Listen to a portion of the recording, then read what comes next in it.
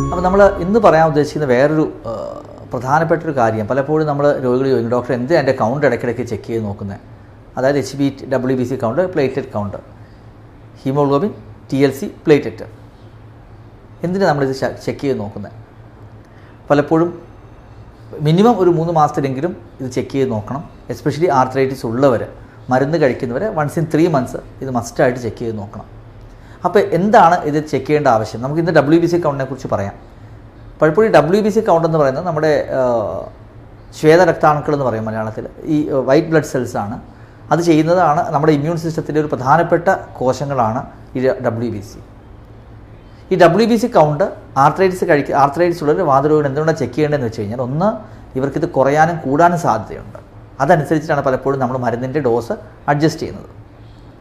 അപ്പോൾ കുറയുന്നതാണ് കൂടുതൽ പ്രശ്നം. WBC കൗണ്ട് 4000 മുകളിലാണ് സാധാരണയായിട്ട് കണ്ടുവരുന്നത്. അതിൽ തന്നെ ന്യൂട്രോഫിൽസ് ഉണ്ട്, ലിംഫോസൈറ്റ്സ് ഉണ്ട്, ഇയോസിനോഫിൽസ് ഉണ്ട്, ബേസോഫിൽസ് ഉണ്ട്. അതിൽ ഏറ്റവും കൂടുതലായിട്ട് കാണുന്നത് ന്യൂട്രോഫിൽസും ലിംഫോസൈറ്റ്സുമാണ്.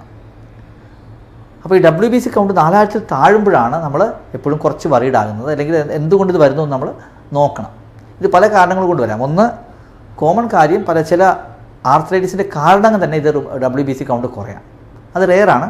ഫോർ എക്സാമ്പിൾ SLE പോലെയുള്ള അസുഖങ്ങളിൽ നമുക്ക് WBC ജോഗ്രൻ സിൻഡ്രോം, അങ്ങനെയുള്ള അസുഖങ്ങളെല്ലാം ഈ 4000 താഴെ ഇത് വരാം.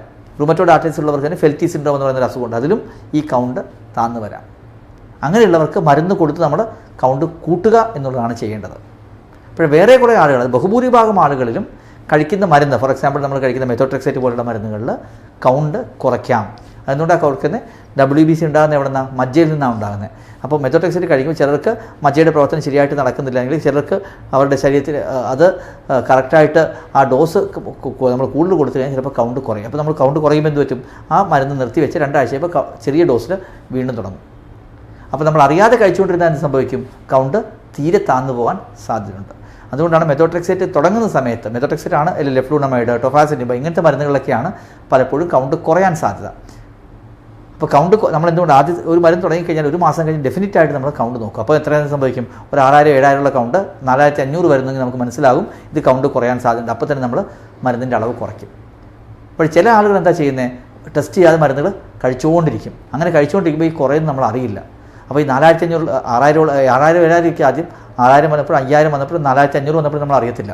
പിന്നെ നമ്മൾ എപ്പോഴാണ് അറിയുന്നത്? ചിലപ്പോൾ 3000-3500 ആകുമ്പോഴായിരിക്കും അറിയുന്നത്. പിന്നെ മരുന്ന് മൊത്തം നിർത്തി പിന്നെ നമ്മൾ വേറെ മരുന്നുകൾ കൊടുത്ത് കൗണ്ട് മുകളിലോട്ട് കൊണ്ടുവരേണ്ടി വരും. അപ്പോൾ കുറേ ദിവസത്തേക്ക് മരുന്ന് കഴിക്കാൻ സാധ്യത, ചിലപ്പോൾ ആ സമയത്ത് അസുഖം തിരിച്ചു വരാനും സാധ്യതയുണ്ട്. അപ്പോൾ അതുകൊണ്ടാണ് നമ്മൾ WBC കൗണ്ട് ഈ പേഷ്യൻസിൽ കൃത്യമായിട്ട് ഒബ്സർവ് ചെയ്യണമെന്ന് പറയുന്നത്.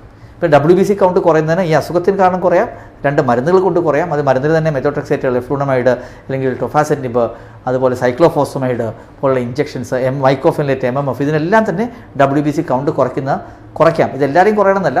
100 പേരുണ്ടെങ്കിൽ 95 പേരിലും കുറയില്ല. ചിലപ്പോൾ 5% ആളുകളിലായിരിക്കും കുറയുന്നത്.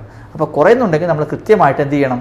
അത് മോണിറ്റർ ചെയ്തിട്ട് നമ്മളത് അതിൻ്റെ ഡോസ് അതനുസരിച്ച് അഡ്ജസ്റ്റ് ചെയ്യണം. അത് എപ്പോഴാണ് കുറയാൻ ഏറ്റവും കൂടുതൽ സാധ്യത? ഇനിഷ്യൽ സ്റ്റേജിലാണ്. കാരണം നമ്മൾ ഡോസ് അഡ്ജസ്റ്റ്മെൻറ്റ് നടത്തുന്ന സമയത്താണ് ഇത് കൗണ്ട് കൂടാനും കുറയാനും സാധ്യത. അതുകൊണ്ടാണ് ആദ്യഘട്ടത്തിൽ പലപ്പോഴും 1-1.5 മാസത്തിൽ തന്നെ നമ്മൾ കൗണ്ട് ചെക്ക് ചെയ്ത് നോക്കണം. സ്റ്റേബിളായിട്ട് പോകുന്നവർക്ക് 3 മാസം 4 മാസം കഴിഞ്ഞാൽ ചെക്ക് ചെയ്താൽ മതി.